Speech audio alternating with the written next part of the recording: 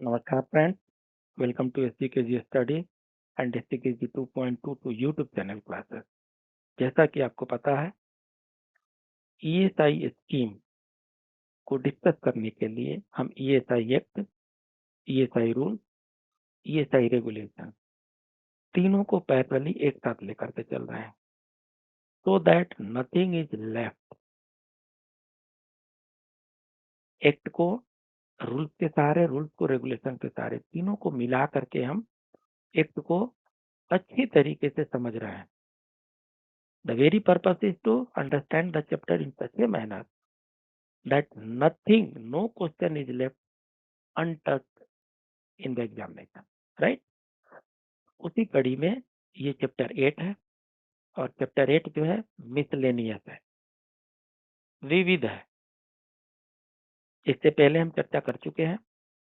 Chapter 1 preliminary है, chapter 2 machinery under ESI act है, chapter 3 finance and audit, chapter 4 contribution, chapter 5 benefit, chapter 6 adjudication of disputes and claims, chapter 7 penalties, and chapter 8 is miscellaneous।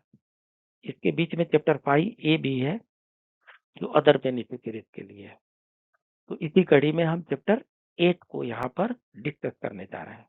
And chapter 8 अपने आप में एक बड़ा chapter है, इसलिए this is going to be part 1। Chapter 8 का ये पार्ट 1 है, जिसमें सेक्शन 87 से 93 तक, यस, सेक्शन 87 से 93 तक की हम चर्चा इस सेशन में करने जा रहे हैं। चलिए शुरू करते हैं। तो ये देखिए, ये चैप्टर 8 है और इसकी हेडिंग है मिसलेनियस। इसमें 87 से लेकर के 100 तक, अर्थात 14 सेक्शन है। 87 से लेकर के 100 तक सेक्शन है, राइट।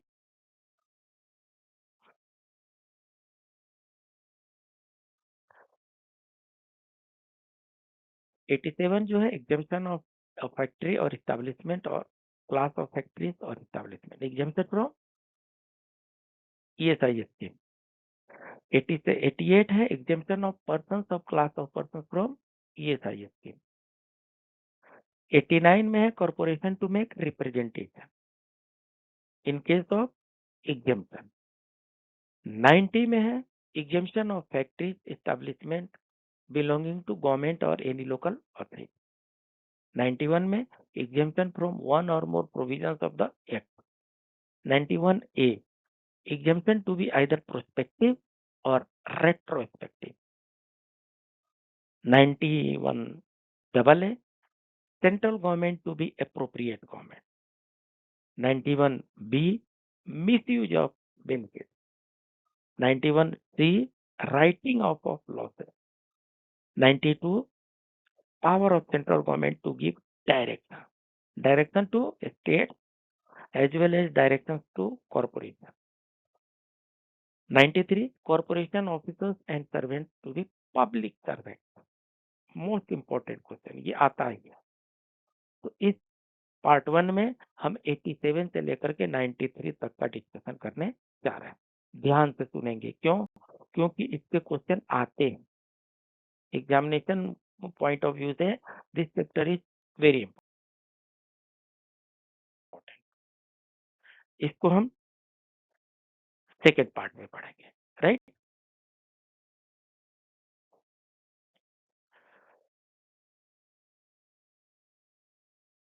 तो 87 talks about exemption of a factory or establishment or class of factories or establishment। देखिए क्या है सेक्शन 1 में। सेक्शन 1 में क्लियरली मेंशन किया हुआ है कि ईएसआई एक सब जगह अप्लीकेबल है। नोटिफाई कीजिए और अप्लीकेबल कर दीजिए। गवर्नमेंट का एक नोटिफिकेशन निकालना है और ईएसआई स्कीम उस एरिया में, उस ज्यूरिडिक्शन में जितने फैक्ट्रीज हैं, जितने एस्टेब्लिशमेंट है, वो सब जगह इम्प्लीमेंट हो जाता है। प्रश्न ये उठता है और यक्ष प्रश्न ये उठता है क्या उस मैंडेटरी इम्प्लीमेंटेशन प्रोविजन से कुछ एग्जाम्पशन के प्रोविजन है? क्या कुछ फैक्ट्रीज एस्टैब्लिशमेंट को इस ईएसआई स्कीम के प्रोविजन से एग्जाम किया जा सकता है?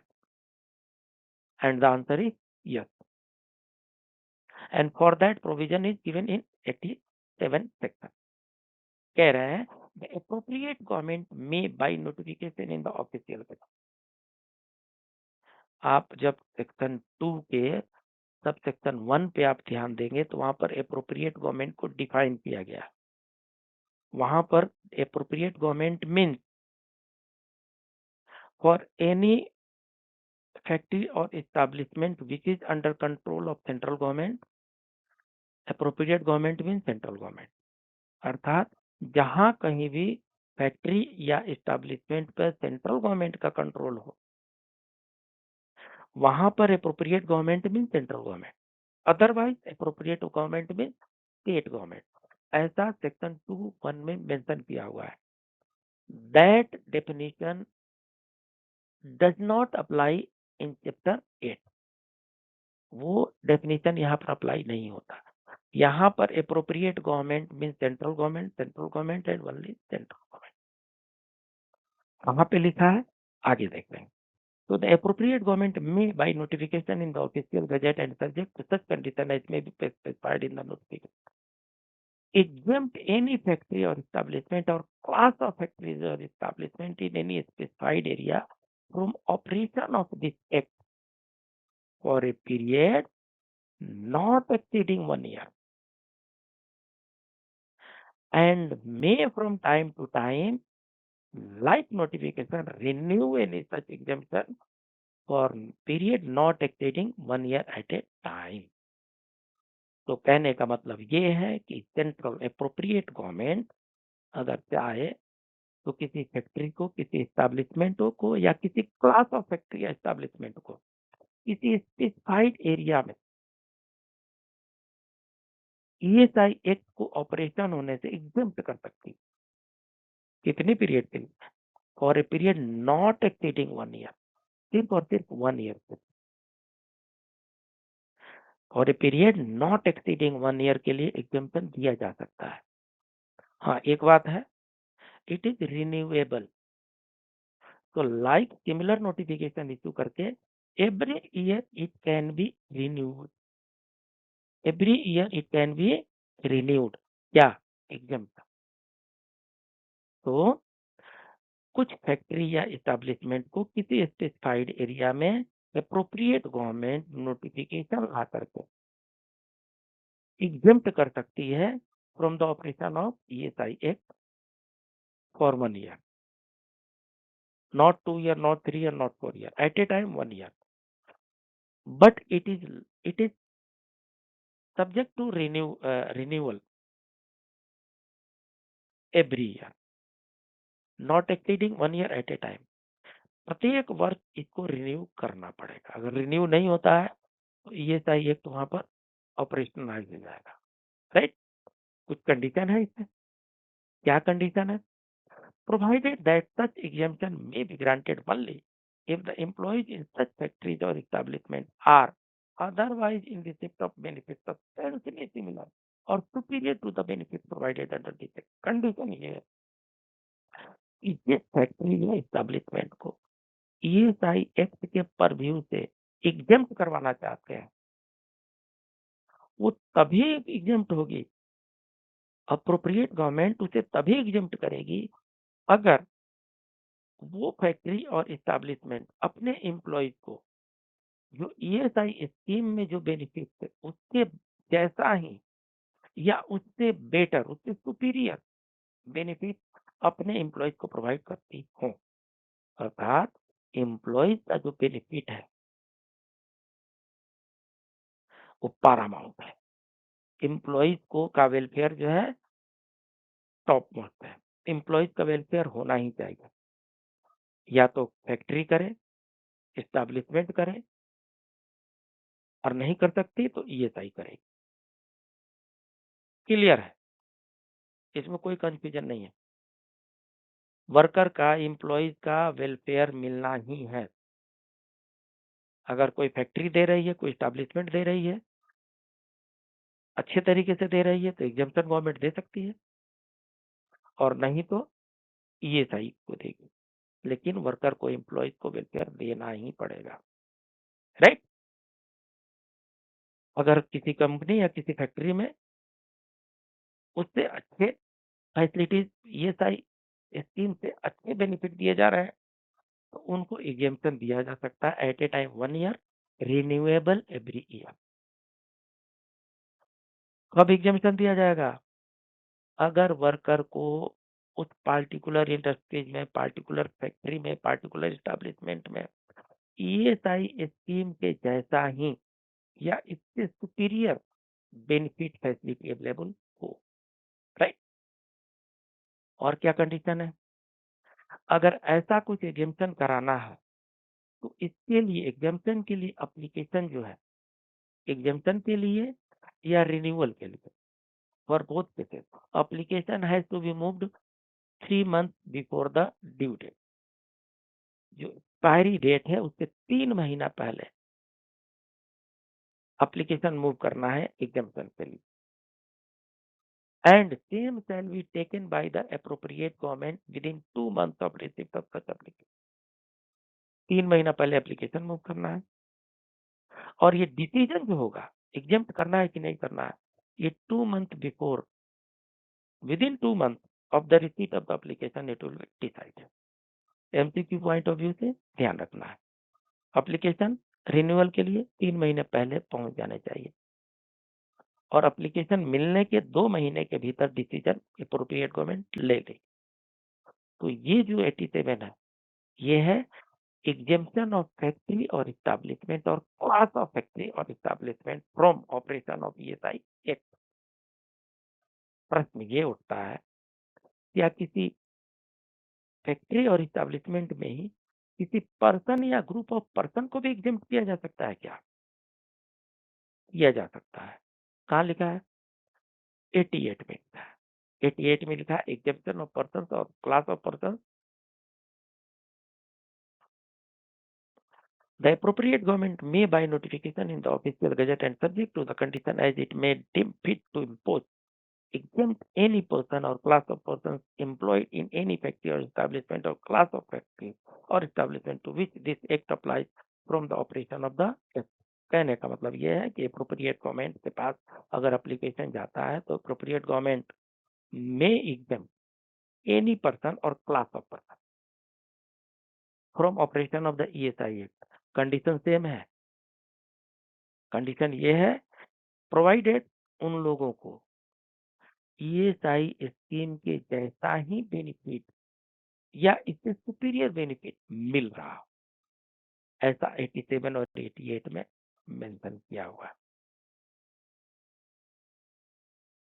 ये कोर्ट का एक कमेंट है, उसको देख लेते हैं। एग्जेम्प्टिंग पर्सन्स और class of persons from categories under ESI act should not be in mechanical manner. Mechanical manner का क्या है? जिसने भी अप्लाई किया उसको देते जाओ एकदम से, फॉर्म आते जा रहा, एप्लीकेशन आते जा रहा, उसको एग्जेम्पशन देते जाओ। ऐसा नहीं कर सकते, नहीं कर सकते ऐसा। Seeking exemption from ESIC Act has to, the employer has to prove that the medical facilities and other benefits as extended to employees are better than those under the ESI Act। अर्थात employer को ये prove करना पड़ेगा कि वो जो facilities employees को provide कर रहा है, that is better than but ESIC is providing. तभी जाकर के एग्जाम्पशन की प्रोविजन प्रोबेबिलिटी बनती। अगर नहीं प्रोवाइड कर रहा है, नहीं मिलेगा exemption, right. Section 89, corporation to make representation क्या है? No exemption shall be granted और रिन्यूड अंडर 87, 88, 87 में फैक्ट्रीज और इस्टेब्लिशमेंट और ग्रुप ऑफ फैक्ट्रीज और इस्टेब्लिशमेंट, 88 में पर्सन और ग्रुप ऑफ पर्सन। कोई भी एग्जाम्पशन तब तक नहीं दिया जा सकता जब तक कि उससे रिलेटेड रिप्रेजेंटेशन नहीं आता, रिप्रेजेंटेशन कॉरपोरेशन के पास नहीं आता, कॉरपोरेशन उसकी इन्वेस्टिगेशन नहीं करती, और इन्वेस्टिगेशन करने के बाद से इस नतीजे तक नहीं पहुंचती कि yes they are providing better services than us. अगर ऐसा कॉरपोरेशन होता यह है कि नॉर्मली एप्लीकेशन ब्रांच मैनेजर को भेज दिया जाता है, ब्रांच मैनेजर उस पार्टिकुलर यूनिट को इन्वेस्टिगेशन करते हैं और इन्वेस्टिगेशन रिपोर्ट अपना सबमिट करते हैं।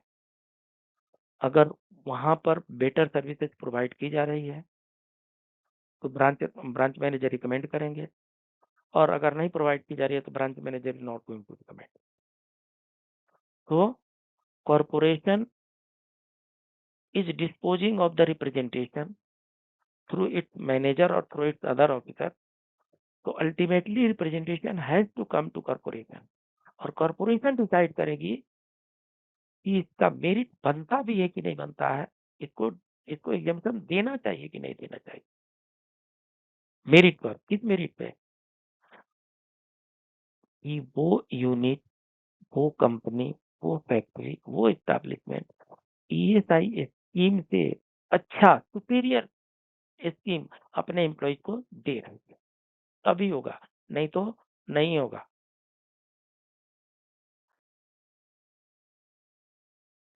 आपका चैनल एसीपीजी स्टडी, अगर अभी तक आप सब्सक्राइब नहीं किए हैं तो इसको सब्सक्राइब करें, लाइक करें, अपने दोस्तों के बीच में शेयर करें। सेक्शन 90, एग्जेम्पशन ऑफ फैक्ट्रीज और एस्टैब्लिशमेंट बिलोंगिंग टू गवर्नमेंट और एनी लोकल अथॉरिटी। देखिए, अगर गवर्नमेंट की कोई अपनी कंपनी है, गवर्नमेंट की अपनी कोई फैक्ट्री है, एस्टैब्लिशमेंट है, तो गवर्नमेंट गजट नोटिफिकेशन ला करके और उसको एग्जेम्प्ट कर सकती है। ये पावर 90 में दिया हुआ है। द एप्रोप्रिएट गवर्नमेंट में by notification in the official gazette after consultation with the corporation, independently नहीं, ईएसआईसी से कंसल्टेशन करने के बाद एप्रोप्रिएट गवर्नमेंट चाहे तो गजट नोटिफिकेशन में पब्लिश कर सकती है कि so government company is exempted from ESI scheme. किस ग्राउंड पे? Because they are providing better services than ESI. Normally ऐसा होता नहीं। ईएसआईसी स्कीम में जितने बेनिफिट दिए जाते हैं, इतनी बेनिफिट शायद ही कोई देता हो, इतने मीगर कंट्रीब्यूशन में। बट ये गवर्नमेंट के पास पावर है कि गवर्नमेंट चाहे तो जो पीएसयूज हैं, गवर्नमेंट और लोकल अथॉरिटीज के जो इंस्टीट्यूशन है, उनको ईएसआई एक्ट के परव्यू से बाहर रख सकती है, उनको एकदम कर सकती है। ऐसा गवर्नमेंट के पास पावर है।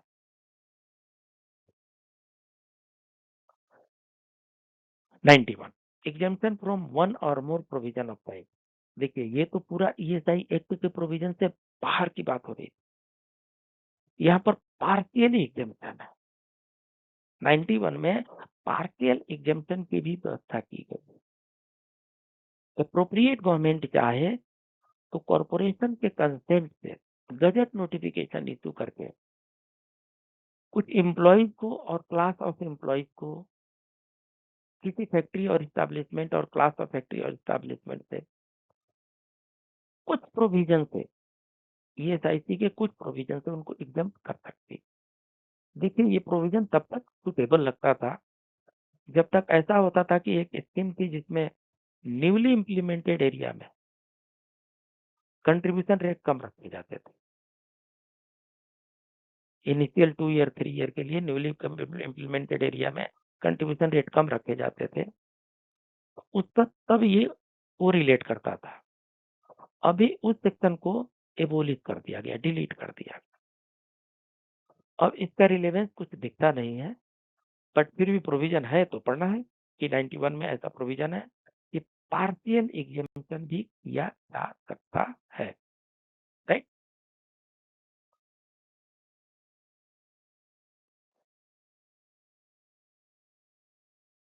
91 का ए, 91 में ए है, डबल ए है, बी है, एच टी भी है, उसको भी देख लेते हैं। Examination to be either prospective और रेट्रोस्पेक्टिव। कभी कभी क्या होता है, एप्लीकेशन प्रोसेस करने में टाइम लग जाता है, और एप्लीकेशन प्रोसेस करने में टाइम लग गया, तब तक ईएसआई जो है स्कीम वहाँ पर इम्प्लीमेंट कर देगी। और ईएसआई एक्ट अगर एक बार स्कीम इम्प्लीमेंट हो गई तो once implemented always implemented, there is no scope of exemption. तो इसलिए ये प्रोविजन बनाया गया है कि एक बार एप्लीकेशन अगर प्रोसेस में है और किसी कारण से अगर डिले भी हो गया डिसीजन में, तो government has power to make it as a retrospective. तो जो एप्लीकेशन दिया जाएगा, गवर्नमेंट चाहे तो उसको प्रोस्पेक्टिव इफेक्ट भी दे सकती है और रेट्रोस्पेक्टिव इफेक्ट भी दे सकती है। ऐसा 91 में मेंशन किया हुआ है। 91 डबल है में central government to be appropriate government, very important, very very important मैं बता रहा हूँ आपको। मैंने पहले ही बताया कि सेक्शन 2(1) में अप्रोप्रिएट गवर्नमेंट को डिफाइन किया गया है। जहां पर appropriate government mean central government if the factory or establishment is under control of central government. Otherwise, appropriate government means state government. If the factory or establishment is under the control of state government. तो appropriate government means state government भी होता है, central government भी होता है, place to place. यहाँ पर कह रहे हैं कि appropriate government means सिर्फ और सिर्फ central government और चैप्टर 8, ये चैप्टर 8 हम स्टडी कर रहे हैं। तो चैप्टर 8 के लिए appropriate government mean central government only, not state government, notwithstanding anything contained in this act in respect of establishment located in a state where medical benefit is provided by corporation. The central government shall be the appropriate government, right? अब 91B misuse का है। क्या होता है, scheme launch होता है और misuse शुरू हो जाते हैं। ठीक है, मिसयूज से पहले ये अप्रोप्रिएट गवर्नमेंट का डेफिनेशन देख लीजिए। ये अप्रोप्रिएट गवर्नमेंट सेक्शन 2(1) में है। Appropriate government mean appropriate government means central government if the establishment under the control of central government, else state government। लिखा है यहाँ पर appropriate government means central government और state government, लेकिन चैप्टर 8 में appropriate government means central government and only central government, nothing else, right? 91 भी यहाँ पर देख लेते हैं। Misuse of benefit, scheme launch नहीं हुआ और मिसयूज होना शुरू हो जाता है।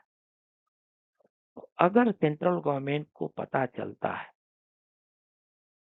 if central government is satisfied that the benefits under this act are being misused by insured person in a factory or establishment, अगर सेंट्रल गवर्नमेंट को पता चल गया कि जो स्कीम के जो बेनिफिट है उनका मिसयूज हो रहा है किसी फैक्ट्री में, किसी एस्टैब्लिशमेंट में, किसी इंस्टीट्यूट पर्सन के द्वारा, तो the central government may disentitle such person from such of the benefits as it thinks, उनको बेनिफिट से वंचित कर देगी। अगर कहीं पर भी इसका मिसयूज पाया गया, साबित हो गया, तो उस बेनिफिट से उस कंपनी को, उस एस्टैब्लिशमेंट को या उस आईपी को वंचित कर दिया जाएगा। हाँ, एक बात है, उस डिसीजन को लेने से पहले रीजनेबल अपॉर्चुनिटी दिया जाएगा अपनी सफाई पेश करने के लिए। ये बताने का मौका दिया जाएगा कि हाँ, हमने मिसयूज नहीं किया है। अपॉर्चुनिटी देने के बाद ही डिसीजन लिए जाए, राइट?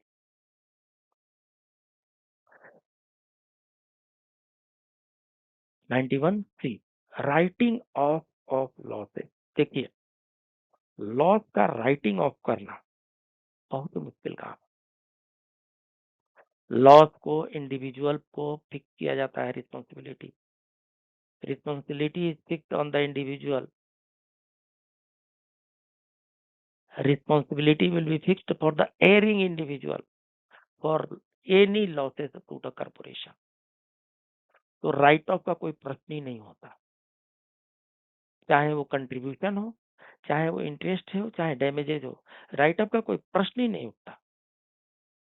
बस एक ही कंडीशन है जहां पर राइट अप किया जा सकता है, और वो है कि अगर लगता है कि वो जो ड्यू बन गया है वो इरिकवरेबल हो गया है, ऐसे पोजीशन पर वो ड्यूज हो गया है, चाहे वो कंट्रीब्यूशन हो चाहे इंटरेस्ट हो चाहे डैमेजेज हो, जहां से लगता है इसको रिकवर नहीं किया जा सकता, कोई एम्प्लॉयर ही नहीं रहा, उसके कोई सक्सेसर ही नहीं रहे, उसकी कोई प्रॉपर्टी ही नहीं रही, उसकी कंपनी ही नहीं रही, उसका दिवालिया हो गया, वो मर गया, उसके पास किसी प्रकार की कोई मूवेबल इमूवेबल प्रॉपर्टी ही नहीं रही, कहाँ से रिकवर करेंगे? तो जब रिकवरी के सारे सोर्सेस ही बंद हो गए, तब उस रिकवरी को हम इरिकवरेबल बोलेंगे, उसको रिकवर कर ही नहीं सकते। और जब रिकवर नहीं कर सकते, then the corporation may sanction the writing off finally of the said amount, तब उस अमाउंट को कॉर्पोरेशन राइट ऑफ करेगी, राइट ऑफ लॉसेस। ऐसा 91C में मेंशन किया हुआ है। 92, power of central government to keep direction. देखिए ये सेंट्रल रूल है, सेंट्रल एक्ट है, सेंट्रल रूल है, तो इसका इम्प्लीमेंटेशन की जिम्मेदारी भी सेंट्रल की है। तो सेंट्रल इस एक्ट को इम्प्लीमेंट करने के लिए स्टेट को डायरेक्शन दे सकती है। The central government may give direction to state as to the carrying into execution of this act in the state. Particular state में इम्प्लीमेंट करने के लिए सेंट्रल गवर्नमेंट स्टेट को डायरेक्शन देती है, दे सकती। सिमिलरली एक्ट को इम्प्लीमेंट करने के लिए सेंट्रल गवर्नमेंट कॉरपोरेशन को भी डायरेक्शन देती है, दे सकती। इतना तो अधिकार बनता है। सेंट्रल एक्ट है, इम्प्लीमेंटेशन जो सेंट्रल का पार्ट है, तो central government will issue direction to state government also, and central government will issue direction to corporation also for execution of the same, for implementation of the act। ऐसा 92 में mention किया हुआ है। And corporation shell comply with such direction. कब corporation की मजाल नहीं है जो सेंट्रल गवर्नमेंट के डायरेक्शन को न माने, सेंट्रल गवर्नमेंट के डायरेक्शन को मानना है, बाइंडिंग है। Section 93 very important. Corporation officers and servants to be public servant. प्रश्न ये उठता है कि जो ईएसआई कॉर्पोरेशन के जो ऑफिसर्स हैं, जो स्टाफ है, वो गवर्नमेंट सर्वेंट है या पब्लिक सर्वेंट है? अब आप पूछेंगे कि गवर्नमेंट सर्वेंट क्या होता है और प्राइवेट और पब्लिक सर्वेंट क्या होता है? तो मोटा मोटी ये समझ लीजिए कि जो directly under control of government है, चाहे सेंट्रल गवर्नमेंट हो चाहे स्टेट गवर्नमेंट हो, द ऑफिसर और staff who is directly under control of central government और state government, he is government employ, he is government servant, he is government servant. और जहां कहीं भी इनडायरेक्टली हो, इनडायरेक्टली मीन कोई स्टेट्यूटरी बॉडी हो गई, कोई पब्लिक सेक्टर अंडरटेकिंग हो गई, कोई ऑटोनॉमस बॉडी हो गई, जिसपे गवर्नमेंट का कंट्रोल तो है, इनडायरेक्ट है, डायरेक्टली नहीं है। जैसे ईएसआई है, गवर्नमेंट का कंट्रोल है, इनडायरेक्टली। तो जब इनडायरेक्ट कंट्रोल हो, एक एक पब्लिक सेक्टर अंडरटेकिंग जैसा कंट्रोल हो, तो उसके एम्प्लॉय को पब्लिक सर्वेंट कहते हैं। तो ईएसआईसी के जितने भी ऑफिसर हैं, सर्वेंट हैं, they are public servant within the meaning of section 21 of Indian Penal Code। IPC के सेक्शन 21 में पब्लिक सर्वेंट कौन है, उसके बारे में विशेष रूप से चर्चा की गई। जानना है, जान लेते हैं। लिखा है all officers and servants of the corporation shall be deemed to be public servant within the meaning of section 21 of the IPC Indian penal code. तो हम सेक्शन 21 जान लेते हैं, कौन कौन पब्लिक सर्वेंट के डेफिनेशन में आते हैं। हाँ, उससे पहले उससे पहले आपका ये दूसरा चैनल SCKG 2.22, इसको भी लाइक करें, सब्सक्राइब करें, अपने दोस्तों के बीच में शेयर करें। अब चलिए section 21 of IPC, Indian penal code 1860 के सेक्शन 21 में मेंशन किया है। Section 21 of the IPC states that the word public servant denotes a person falling under any of the description herein after following namely। तो यहाँ पर जो description दिया है ये सब लोग पब्लिक सर्वेंट के कैटेगरी में आते हैं। कौन कौन जी? मिलिट्री पर्सनल, तो commission officer of army, air force, navy, note कीजिए, only commission officer of the army, navy, air force, they are public servant. और जजेस एंड जुडिशियल ऑफिसर, जितने भी जजेज होते हैं, जुडिशियल ऑफिसर्स होते हैं, दे आर पब्लिक सर्वेंट। और officer of court of justice, court of justice में लिक्विडेटर भी होते हैं, रिसीवर भी होते हैं, कमिश्नर भी होते हैं, कोर्ट मास्टर होते हैं, पब्लिक प्रोसिक्यूटर होते हैं, they are also public servant. और ज्यूरीज एंड एसेसर, पहले के जमाने में जूरीज होती थी, जूरी की सिस्टम अब नहीं है, फिर भी ज्यूरी की जगह क्या ले लिया है? पंचायत ने ले लिया है। तो अगर कहीं पे पंचायत फंक्शनिंग में है तो कोर्ट ऑफ जस्टिस को, जहां पर जस्टिस रेंडर किया जाता है, they are also treated as public servant. और arbitrators and persons appointed by court, तो कमीशन अपॉइंट होता है, आर्बिट्रेटर अपॉइंट होते हैं, they are also termed as public servant. इसको कैटेगरी है ये।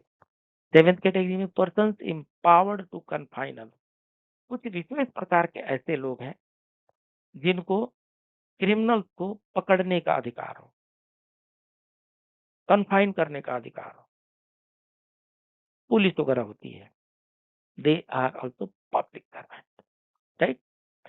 8 में क्या है? Law enforcement and public safety officer. Law enforcement, ED का नाम सबने सुना है, सीबीआई का नाम सबने सुना है, और ऐसे मिलते जुलते बहुत से लॉ इन्फोर्सिंग एजेंसीज हैं, वे सब पब्लिक सर्वेंट के परव्यू में आते हैं। अभी तक हम 8 क्लॉज पढ़े हैं, right. 9th clause, government revenue and property officer. तो रेवेन्यू डिपार्टमेंट में, गवर्नमेंट डिपार्टमेंट के रेवेन्यू डिपार्टमेंट में प्रॉपर्टी ऑफिसर, ये सब जितने होते हैं ये सब पब्लिक सर्वेंट है। 10th में local authority revenue and property officer. Local authority state government के अंडर भी होती है, सेंट्रल गवर्नमेंट के अंडर भी होती है, they are also deemed as public servant. Electoral office, electoral office में जितने लोग काम करते हैं, they are public servant, they are deemed public servant. और 12th कैटेगरी जो है ये इंपॉर्टेंट कैटेगरी। 12th कैटेगरी में government and public sector employ, क्या कह रहे हैं? Every person in the service और पे ऑफ गवर्नमेंट और रेम्युनरेशन बाय फी और commission for the performance of any public duty by the government. तो जितने गवर्नमेंट सर्वेंट होते हैं वो सारे गवर्नमेंट सर्वेंट पब्लिक सर्वेंट है। और every person in the service और पे ऑफ लोकल अथॉरिटी और कॉरपोरेशन, जैसे ईएसआई कॉरपोरेशन है, तो कॉरपोरेशन के और लोकल अथॉरिटी के भी जो एम्प्लॉयज हैं, they all are public servant. तो पब्लिक सर्वेंट की ये 12 कैटेगरी है। इस 12 कैटेगरी के 12th कैटेगरी में गवर्नमेंट सर्वेंट भी पब्लिक सर्वेंट है, और कॉरपोरेशन के जो सर्वेंट है, कॉरपोरेशन के जो एम्प्लॉय हैं, वे भी पब्लिक सर्वेंट। तो याद रखना है, सेक्शन 93 हमसे ये कहता है कि ईएसआई के officer and staff all are public servant, right. तो इस सेशन में हमने चैप्टर 8 के जो मिसलेनियस है सेक्शन 87 से 93 तक के बारे में डिस्कशन किया। आपको ये डिस्कशन कैसा लगा? Let me know in the comment box. Please keep on enjoy, please keep on revising. Revision is only going to help you out. इस ESI एक्ट के प्लेलिस्ट में ये 31वां वीडियो होने जा रहा है, 31वां क्लास है। आप पूरे के पूरे क्लासेस को 1 बार 2 बार 3 बार रिवाइज कर लीजिए, ये पूरे मटेरियल आपके हो जाए। Revision is only going to help you out. Revision नहीं करेंगे एग्जामिनेशन हॉल में भूल जाएंगे। इसलिए रिवाइज कीजिए, 1 बार 2 बार 3 बार 4 बार, कितनी बार टाइम मिलता है रिवाइज कीजिए। अपने प्रिपरेशन को पावरफुल बनाइए। Let this preparation reach up to your success. मिलते हैं अगले क्लास में, तब तक के लिए नमस्कार।